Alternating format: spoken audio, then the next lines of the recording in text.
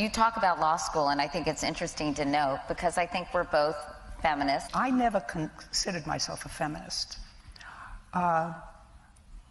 All during my professional career, whether it be a lawyer or a judge, I never belonged to a woman's organization. I didn't want to be, I wasn't a woman lawyer. I was a lawyer who happened to be a woman. And I wasn't a woman judge. I was a judge who happened to be a woman. I actually never felt, probably I was too stupid to know that I was held back at any time because of my gender. And I still don't feel as if there was any time in my life when I thought that being a woman held me back. You define yourself. If you let other people define you, that's a mistake. So I never felt the need to have a feminine organization behind me, although I'm sure that in some way they were assistants to me along the way. I think it's funny, you know, I think of feminism as the social, political, and economic equality for men and women. So, you know, I wish people would embrace the term, because I think it's gotten a bad rap. So it's interesting for me to hear you say it's almost like you don't want to be associated with feminism. No, because I don't think a movement, actually, Katie, helped me. Being part of an organization never defined me.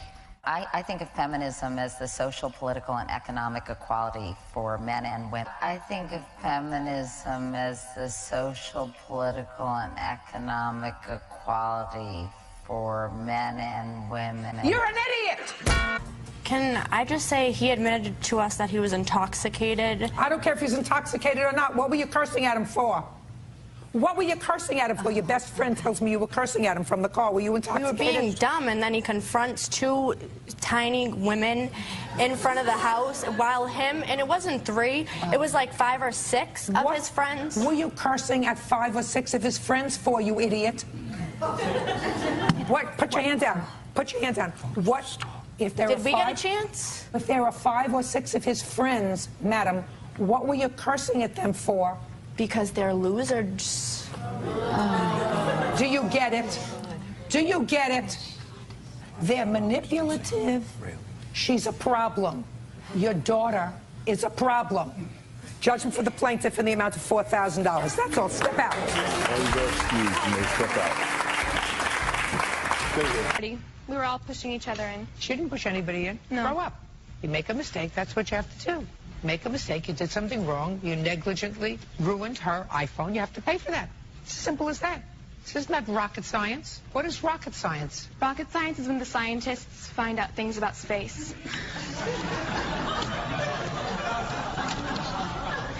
I think. You've expressed interest in liking superheroes, and a lot of Hollywood is coming out that the representation is very over-sexualized. What do you think about the portrayal in media of superheroes? Superhero women? Yeah. I mean, the guys have like 16 packs. I mean, it's very much like an over-idealized idea of what, you know, a human being should be, and so, you know, I think that the male superheroes are overly masculinized, and, you know, the women are overly feminized, and, you know, I think that's just part of, like, the whole superhero universe, really. Lauren down here from the Herald Sun again. Just another quick one about Angela's question on equality just before. We've got quite a large pay dispute happening with our Australian women's soccer team at the moment. Is it frustrating for you as someone who's so prominent in your sport? And we heard you say on the Ellen show the other day you are the richest fighter in UFC, that sort of thing is still going on? I think that how much you get paid should have something to do with how much money you bring in. I'm the highest paid fighter not because Dana and Lorenzo wanted to do something nice for the ladies. They do it because I bring in the highest numbers. They do it because I make them the most money. And I think that the money that they make should be proportionate to the money that they bring in. You've also said that MMA is the most pro-woman sport in the world. It's true. Why? Why you're so convicted to that? Why? Because for the first time ever, there's no distinction between men and women in a sport. There's WNBA, there's women's tennis, there's all these W's everywhere. And just a few months ago, women were introduced into the octagon for the first time just as bantamweights. There's no need to put the women in front, because why they don't say men's bantamweight division? Why do they have to say women's? And it's the first sport in the world to completely eradicate the separation. And so when the women are introduced in their titles, I'm the UFC bantamweight champion. I'm not the UFC women's bantamweight champion, because the guys aren't the UFC men's bantamweight champion, so they totally got rid of it. And it's the only sport in the world to do that. The Kardashians was in the ring once. Yeah. Who would be a better? You know what? I would beat the crap out of Kim Kardashian, actually. Any girl who like is famous and idolized because she made a sex video with some guy, and that's like all that she's known for. Oh, I got my fame from sucking dick. I think it's stupid. Sorry, but it's true. We talk about separate but equal, but having even mentioned the Floyd Mayweather fight, they walked away with hundreds of millions of dollars at stake. You being at the height of your sport, maybe make what, $1 million at most per fight. Does that anger you, and what can we do to change that? I don't like to talk about exactly how much money I make, but I'm extremely comfortable and happy. You are? Yes. Okay. So, and if I got to a point where I had almost 50 fights, I would probably be making close to the same amount of money that Floyd does.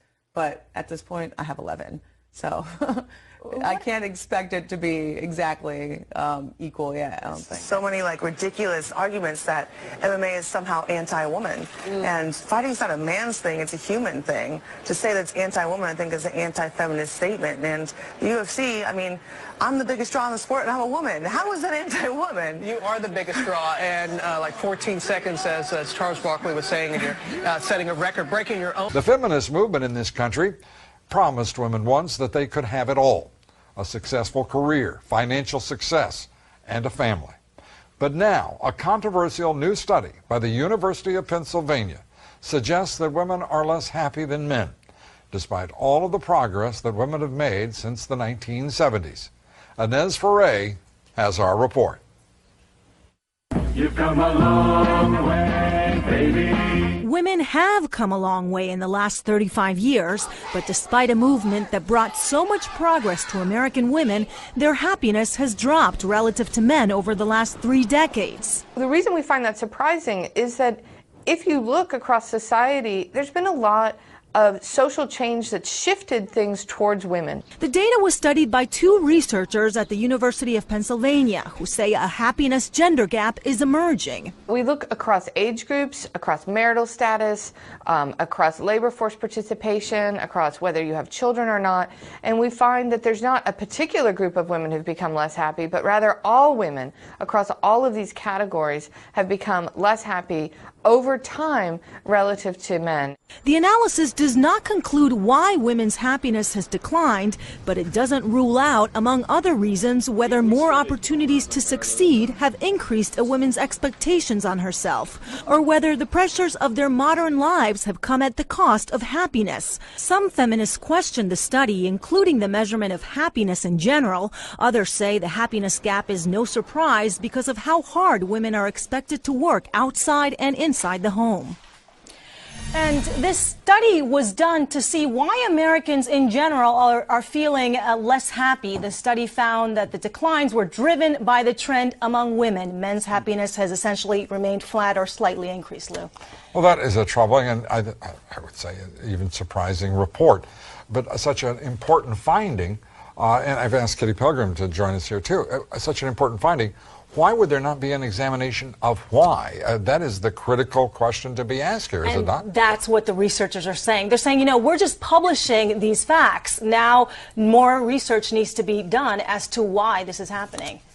Is it your sense that question has been answered in any previous study, or? No, Lou, I haven't. I'm actually quite surprised by this report because career opportunities are very extensive, and I actually don't know why that would turn up, and I think why is the actual critical issue in this whole point. If you're coming up with a result that's surprising, it's absolutely surprising, and we'll find out why. By golly. Hello, my name is Lauren.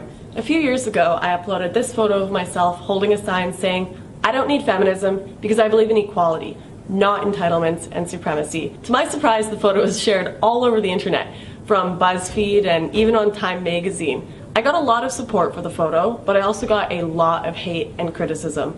Most of that criticism from feminists who claimed I did not know what the word feminism means, because feminism is actually a movement for equality.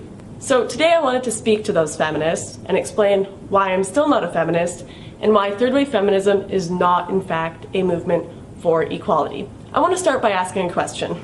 If feminism is a movement for equality, why do we not see equal representation of both genders' issues? And why do we not see feminists complaining about benefits that women have over men in certain situations? I bet very few people watching this video right now know that around 100,000 to 140,000 males are raped annually in US prisons. This is more males raped than females in the US annually, yet feminists remain silent on the issue. Almost half the domestic abuse victims in the US and Canada are men, yet there are no safe houses for them, no court advocacy programs, no subsidized counseling or legal care like women. Despite being half the victims, they are basically ignored. Men make up 80% of suicide victims, 92% of workplace deaths, 97% of combat deaths, and 77% of homicide victims. Men are objectified, men are raped, men are mistreated. Men are held to ridiculously high societal standards, just like women. Yet feminists continue to place this blanket judgment over all men that they are all privileged, and all women that they are all oppressed. Yet, as a woman, I will almost always win custody of children in a divorce case. I will receive less than half the sentence a man does for the exact same crime, and actually have my rape and assault accusations taken seriously, and I won't be laughed at for not being manly enough. With one quick Google search, I can find a safe house in my area if I have been in an abusive relationship. As a woman, I am more likely to get a government or military job, despite qualifications, just to fill a quota due to affirmative action. And I am also more likely to get into a university because of my gender. So if feminism really were a movement for equality, you would see feminists rioting about the 140,000 men raped. You would see them questioning the fact that women get less than half the prison sentence a man does for the exact same crime. Yet, we do not see equal representation of men's and women's issues. Despite popular belief, feminism is not, in fact, a synonym for equality. I'm not trying to say that men have more issues than women. My point is that both genders have issues, and to argue that feminism is a movement for equality and doesn't just represent one gender's issues is quite frankly ridiculous. So this is why I'm not a feminist. I'm not a feminist because I believe that both genders should be treated equally and both their issues should be addressed. I'm not a feminist because I believe I should prove that I'm worthy of a job rather than having it given to me to fill a quota. I'm not a feminist because feminists are unintentionally creating a world of reverse sexism that I don't want to be a part of. So I will stick to promoting equality and justice, rather than a faux form of equality under the label of a gender-biased word, feminism.